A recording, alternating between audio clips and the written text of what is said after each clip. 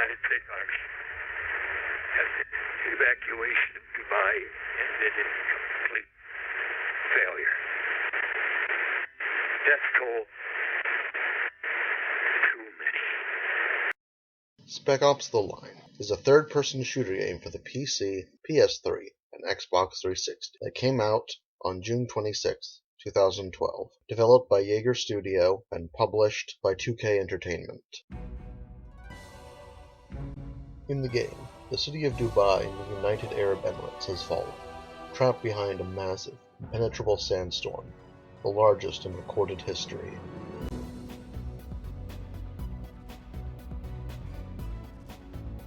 In response to the devastation, the United States Army Infantry Division, the Damned 33rd, led by Colonel John Conrad, tries to help evacuate the city. However, they are unable to escape in time, and are trapped as well behind the walls of sand. For 3 months, nothing is heard from either Dubai or the soldiers, save for a single transmission from Colonel Conrad, telling of his failed efforts to save the people.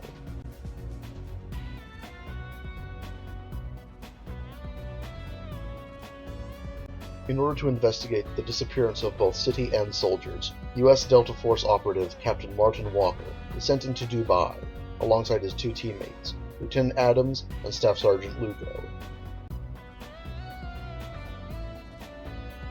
The game begins with a rail shooter segment, which ends with Captain Walker's helicopter getting shot down just outside the city, forcing him and his team to enter Dubai on foot, and subsequently run into armed civilians.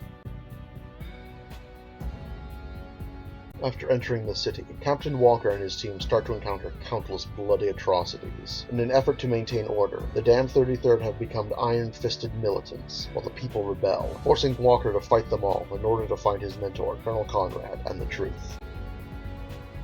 Blood and madness is all that awaits the player in Captain Walker in Dubai, with corpses on every street and walls riddled with bullets. And the deeper you go into the secrets of the city, the harder it becomes to resist the siren call of death, either at your own hands or those of the enemy.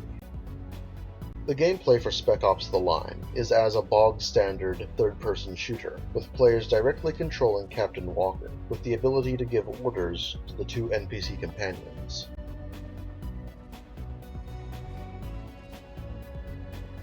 The gameplay is nothing unique, being primarily cover-based shooting using a variety of guns such as pistols, sniper rifles, grenade launchers, and the like. One fun feature is when grenades explode on the sand, they create a blinding cloud of grit to distract enemies.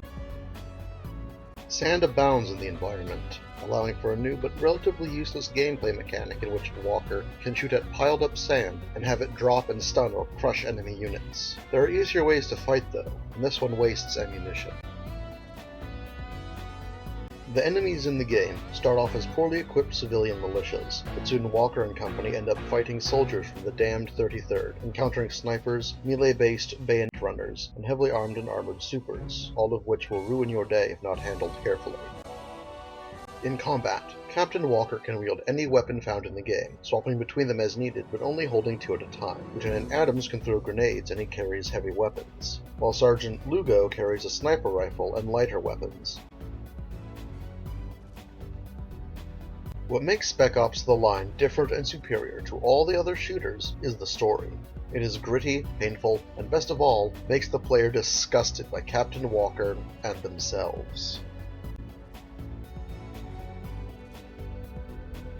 The strongest element of Spec Ops: The Line is in the last third of the game, when the loading screens stop displaying gameplay hints and instead start to shame the player by telling them how awful they are for doing what every gamer in a shooter does.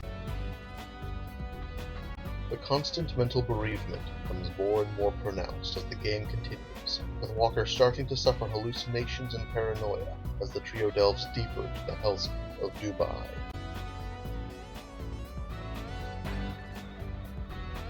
In the end, the only way to win and keep your innocence is to stop playing the game entirely.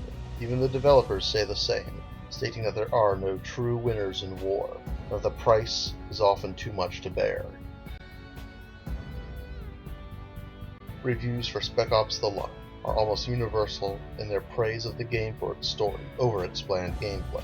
The game is one that takes the preconceived notions about military shooters and turns them on their heads in a beautiful turnabout. Spec Ops: The Line is a third-person shooter game for the PC, PS3, and Xbox 360 that came out on June 26, 2012, developed by Jaeger Studio and published by 2K Entertainment.